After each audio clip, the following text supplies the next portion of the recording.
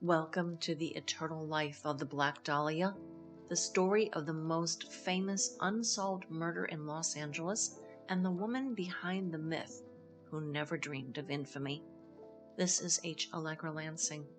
In episode 7, The Last Days of Elizabeth Short, we trace what we know of her final journey: a salesman's courtship, a hotel lobby, and a city that would soon immortalize her for all the wrong reasons.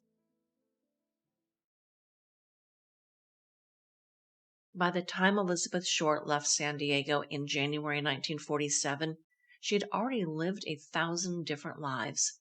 She had been the dutiful daughter, the sickly teenager, the Florida shop girl, the proud fiancée, the grieving widow without a wedding, the social butterfly in Los Angeles, the dependent houseguest, the restless vagabond. Each chapter was short, and each ended with her reinventing herself again. But as this episode begins, she is at her most vulnerable. She has worn out her welcome with the French family in San Diego.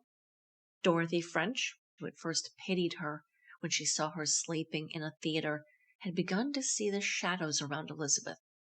Strange calls, whispered fears, evasions. Elizabeth's mother, Phoebe, far away in Massachusetts, had no idea where her daughter really was, even though she received glowing letters from her daughter claiming she was doing well and working at a Navy hospital. Betty was again drifting, and when she was asked to depart the French home, she chose the one man who offered her a ride back to Los Angeles, back to where the bus depot was, and a chance at reinventing herself yet again. That man was Robert Red Manley. On the surface, Red was nothing extraordinary. A salesman, a husband, a young father.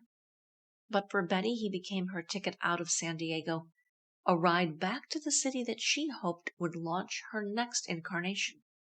Their meeting set in motion the final 2 documented days of her life, and it gave us, because of Red's testimony later to police, reporters, and investigators, the last detailed account of how Elizabeth Short behaved, what she said, how she looked, and where she went before she disappeared into the shadows of Los Angeles. What follows is not simply a retelling of the familiar timeline. We are going to slow it down, detail by detail.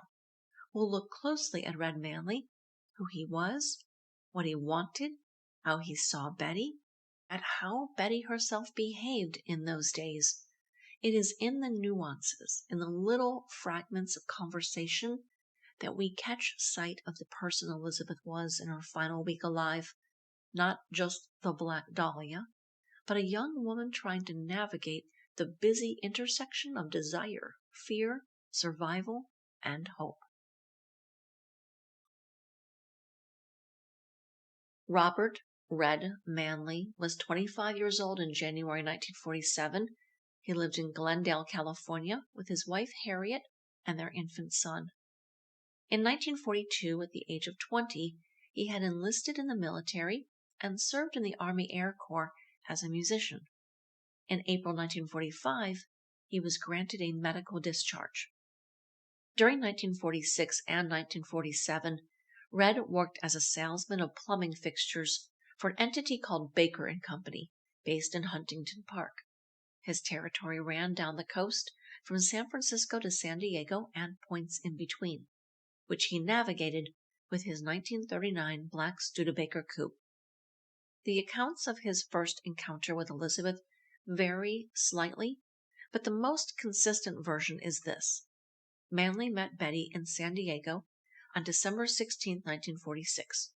She was standing on a street corner across from the offices of Western Airlines, presumably either heading into or out of a potential job interview. Red later recalled, "She was very pretty. She caught my eye." Manley, restless in his own life, saw in her an opportunity, not necessarily for an affair, but for a kind of adventure. His marriage was young, and with a brand new baby, likely not very exciting. He thought he would test himself, pick up a pretty girl, and see if she inspired him to do something. If he did, he'd likely have to leave his wife. If he didn't, well, then perhaps he was still the husband and father he believed himself to be. Getting Betty into his Studebaker, however, was no easy feat. He tried several times to get her attention. Finally, she turned around and asked him, "Don't you think it's wrong to ask a girl on the corner to get into your car?" Undaunted, however, he told her she needed a ride home and he had a car. Finally, Betty got in. During the drive, she lied and told Red that she worked for Western Airlines. That day, parked outside the French home, the two sat together in his car and talked. Before Betty got out, she agreed to have dinner with Manley. He booked a motel room for the week, and the folks at a nearby market recommended that he take his new girl to the Hacienda Club in Mission Valley. Back at his room, he worried about his wife finding out what he was doing because apparently he had never stepped out on her before. They had married just over a year before, and their son was months old. But that didn't stop him from picking Betty up again at 7 p.m. that evening at the French home. He met her hosts, and then he and Betty spent the next 2 hours driving around, eventually winding up at the hacienda. They danced, had a few drinks, and then at midnight went to a drive-in for a sandwich. Then Manley kissed Betty. He said she was cool, told him she was grieving her husband, Matt Gordon. Manley then drove Betty back to where she was staying. When he asked if he could call on her again, she said yes, but warned him that she might not be there. She didn't like San Diego after all, she said. Red and Betty went out again the next 3 nights in a row, while he remained in San Diego on business. During those days, he paid for Betty's shoes to be resoled. She had taps placed on her black velvet heels, and other gifts she fancied.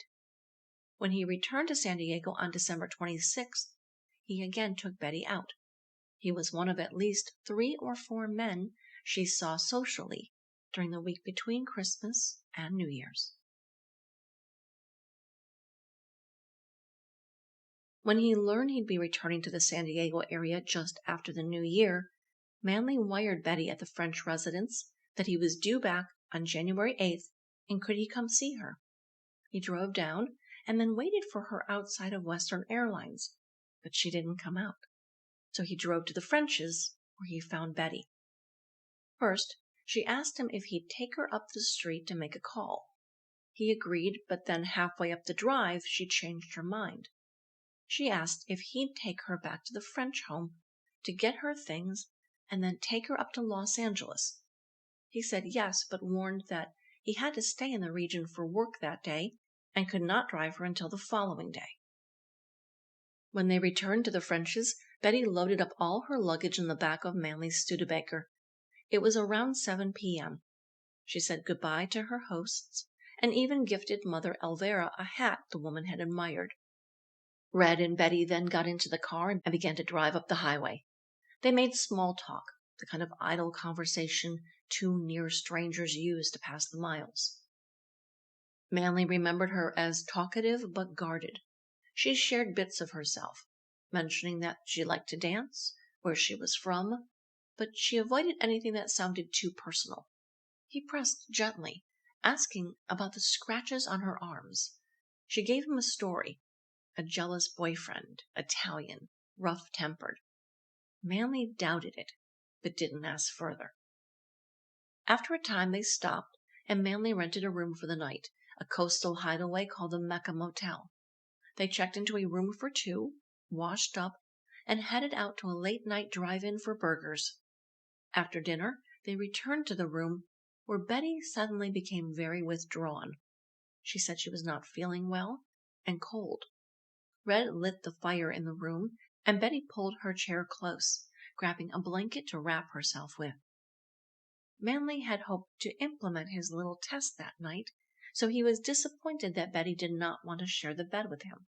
She told him, in fact, that she was on her period. She asked Red to get her luggage from the car, and he brought in her suitcases and hat boxes and makeup case. He asked if she wanted anything from the drugstore, and she declined. Betty just curled up in the chair, blankets around her, and appeared to fall asleep. So Manley undressed and got into the bed alone. He woke to find Betty sitting on the other side of the bed, still complaining of chills. He reminded her that he had sales calls to make that morning in San Diego, and he departed, leaving Betty alone. He returned at noon, checkout time, and picked her up. As the two drove north toward Los Angeles, Red made one stop for business, a new account in Encinitas. After his meeting, they had lunch at a diner. Red recalled it later, the way he recalled each waypoint, because detectives pressed him for every detail. They made another stop in Oceanside at Betty's request.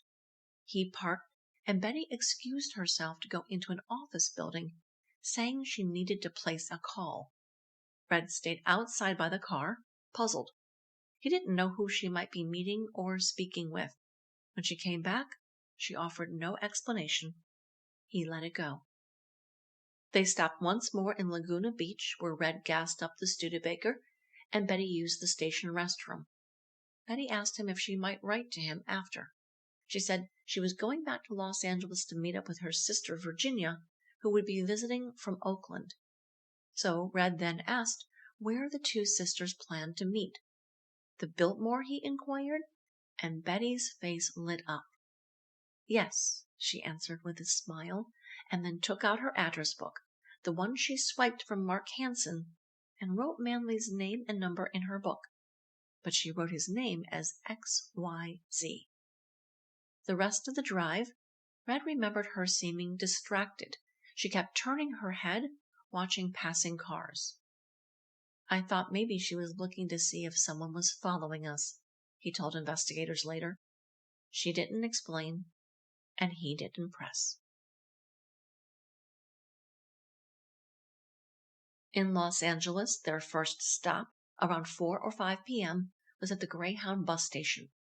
Remember, Betty was not planning to meet her sister Virginia, a lie she told Red Manley, nor was she planning to stay in Los Angeles.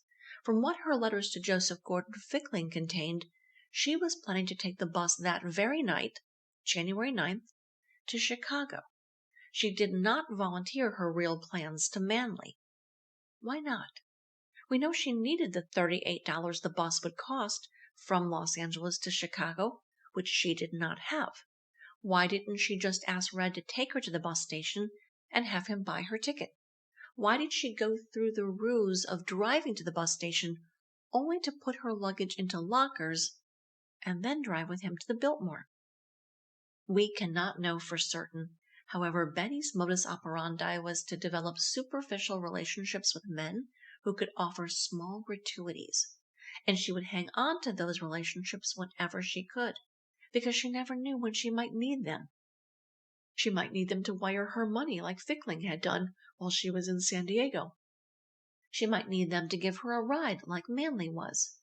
And she might also need them when she felt lost and afraid and needed to duck into a new persona, a new incarnation. If she had told Red Manley she was about to leave that very night for the Great Lakes, nearly 1,800 miles away, he probably would have kicked her to the curb. She had taken advantage of his interest in her, had not consummated the relationship, according to what he later told police, which, of course, is questionable, and had already accepted several generous gifts and donations. Another 38 would probably have gotten her and all her luggage tossed out on the street. She needed Manley to believe she was still interested in him, might see him again in the coming days, and God forbid if she got stranded in Chicago in the near future, might need to write him, tell him there had been an unexpected change of plans, and ask for assistance. So she lied. She said she was meeting her sister, but didn't want to walk around with all her luggage, and so she rented a locker at the bus station, put the luggage and hat boxes and makeup case inside, and rode with Red to the Biltmore. Clearly, Betty wanted to get rid of Manley as soon as possible, but she still had to get the money for the bus before she could go back to the depot and book her trip.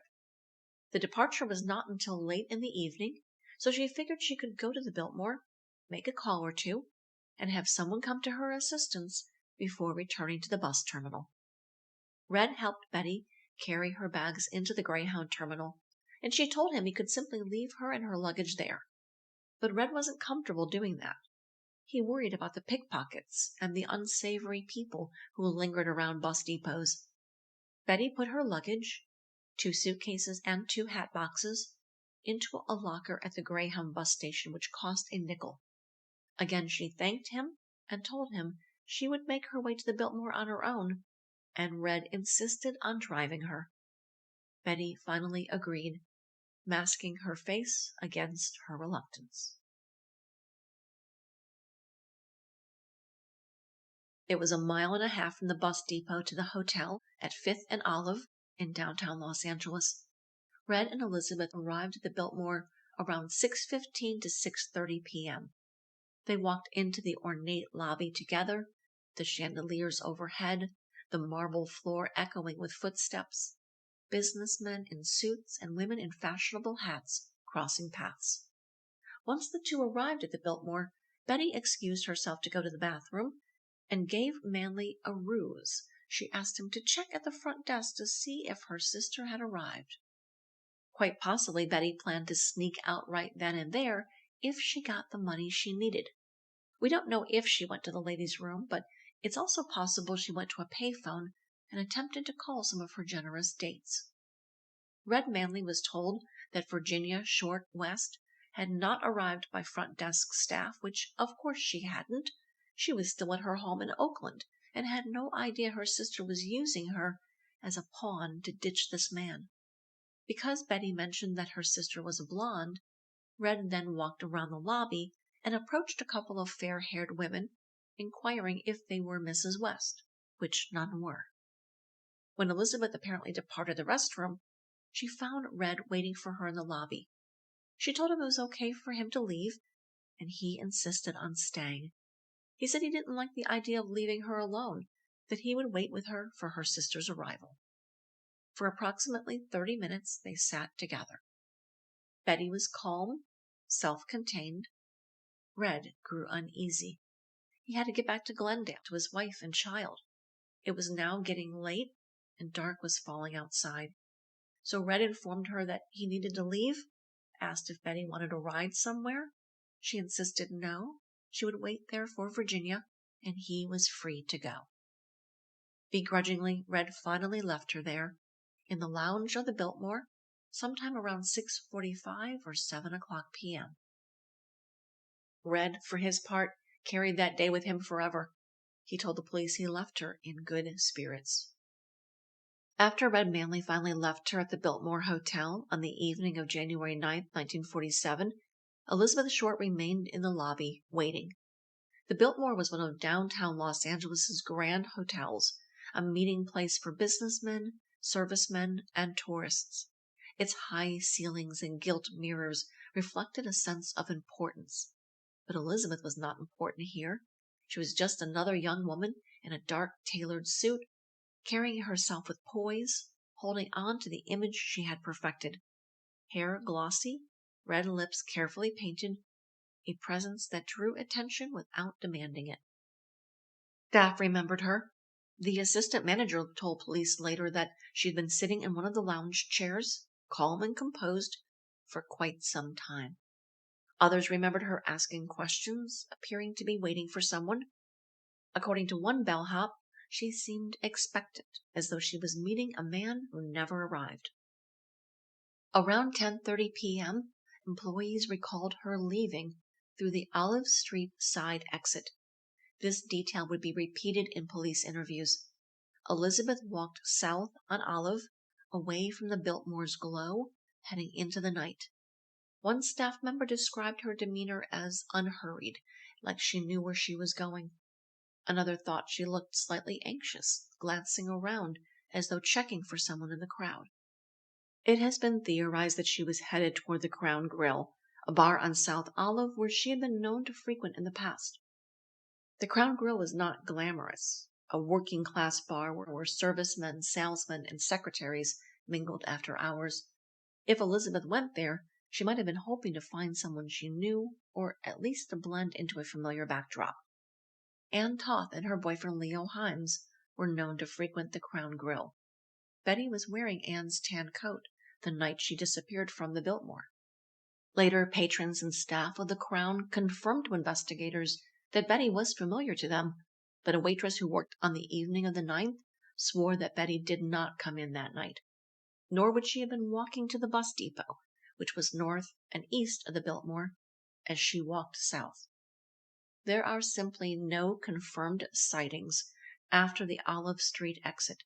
She dissolved into the night, into the anonymity of Los Angeles, where thousands of young women like her drifted between hotels, bars, and temporary addresses. The Biltmore was the crossroads. It was the last fixed point in Elizabeth Short's life. After that, she vanished into the city's streets, into its darkness, into its mythology. Between the evening of January 9th and the morning of January 15th, 1947, Elizabeth Short vanished into the city's underbelly. The transient hotels, dim bars, and late-night cafes that existed beneath post-war Los Angeles's glamorous surface. What happened during that missing week has been the subject of endless speculation, but one fact immediately narrows the possibilities. Elizabeth never returned to the Greyhound bus depot after leaving the Biltmore. Investigators later opened the locker where she had stored her belongings and found everything intact: her clothing, personal items, and the few possessions she owned. For a woman known to be meticulous about her appearance, who carefully washed her garments and guarded her clothing and cosmetics, this detail matters. Those suitcases contained her only changes of clothes. She would not have abandoned them voluntarily. Their presence in the locker tells us that whatever happened after she walked out of the Biltmore, she expected to return to those lockers and did not.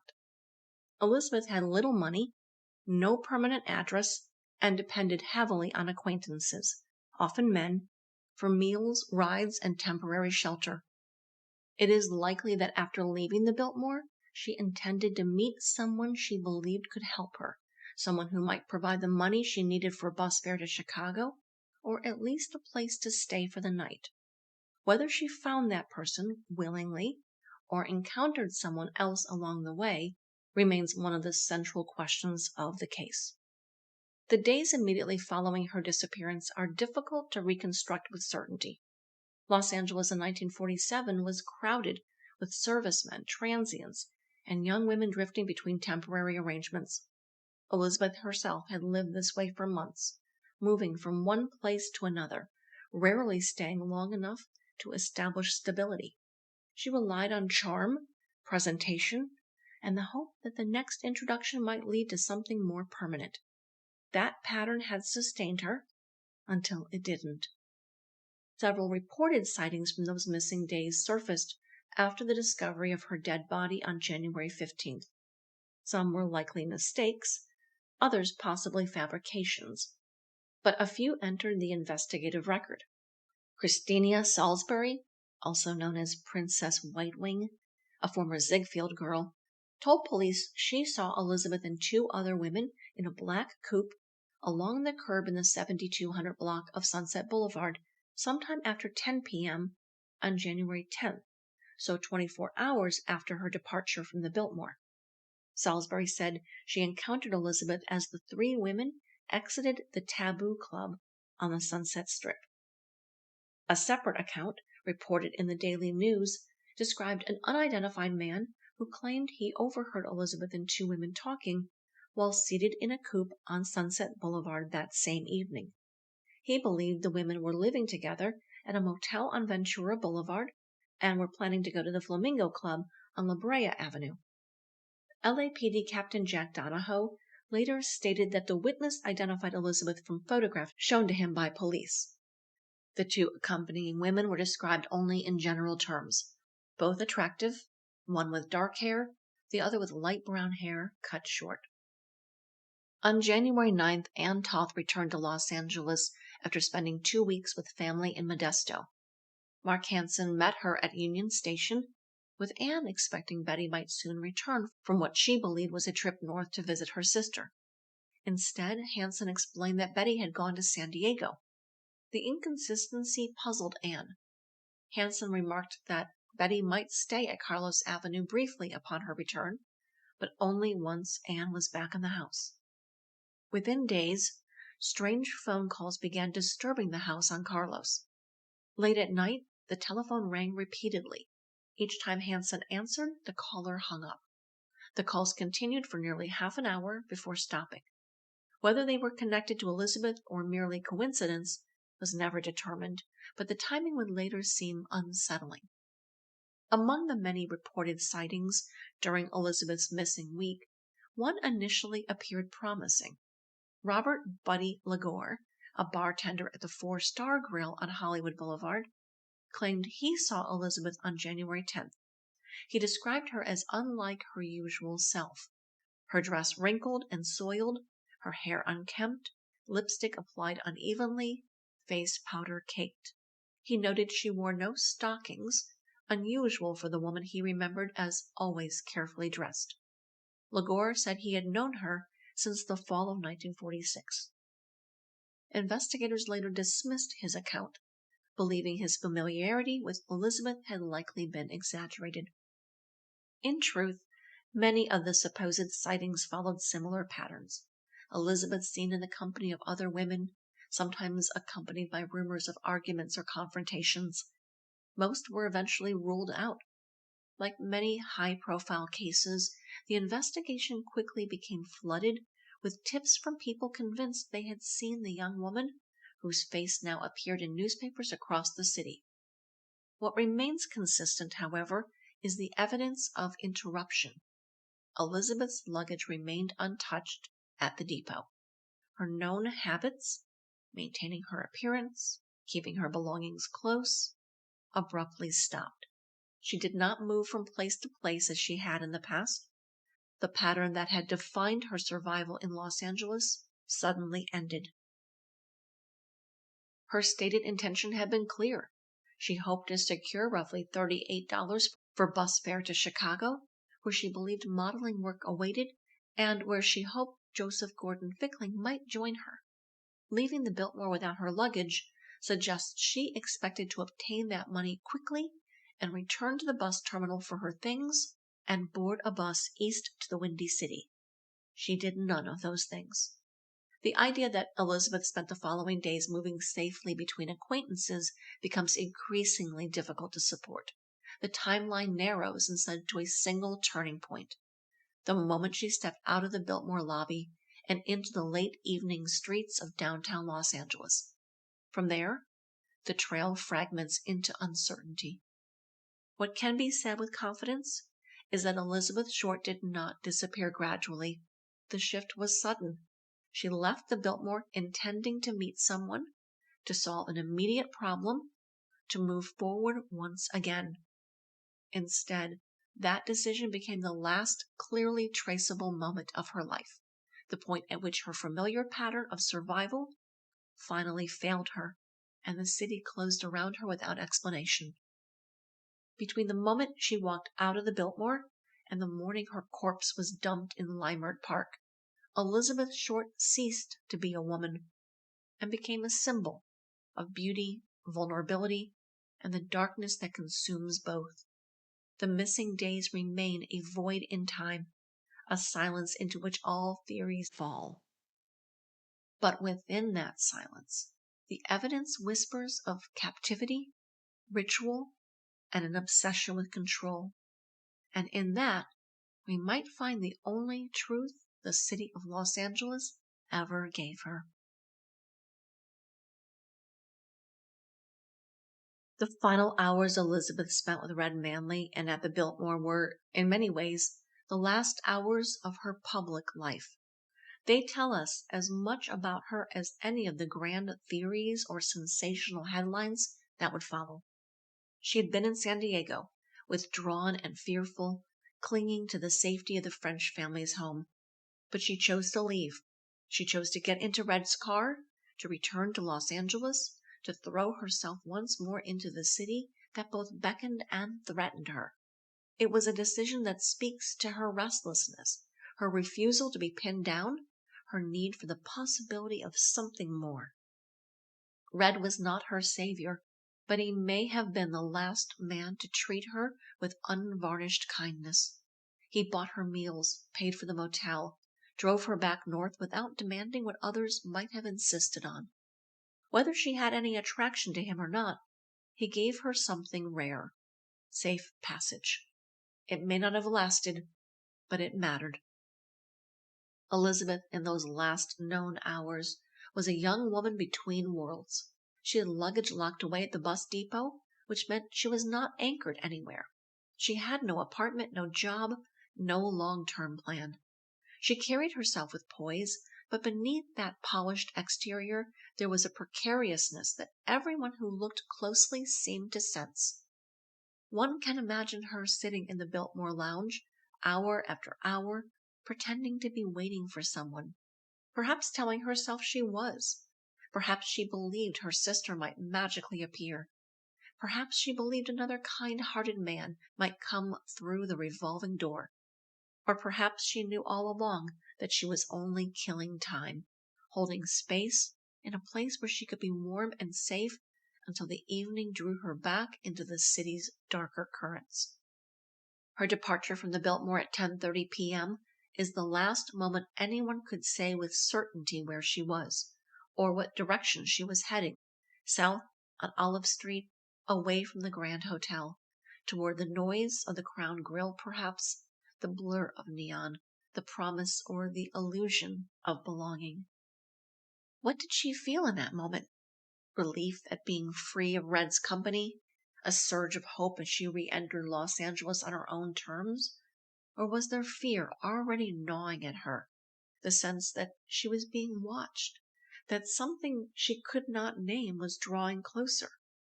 We cannot know, but we can say this: Elizabeth Short, in her final public hours, was a young woman determined to keep moving, to keep reinventing herself, to keep reaching for the life she wanted, even if she was never entirely sure what that life was. She wanted freedom, she wanted opportunity, and maybe, just maybe, she missed her last chance to find it. The Biltmore Hotel stands today, its gilded mirrors still catching the light, its lobby still echoing with footsteps. But for Elizabeth Short, it was the last sanctuary before disappearance, the last time she was seen, the last night her story belonged to her, before the city, the police, the newspapers, and history itself claimed her for their own.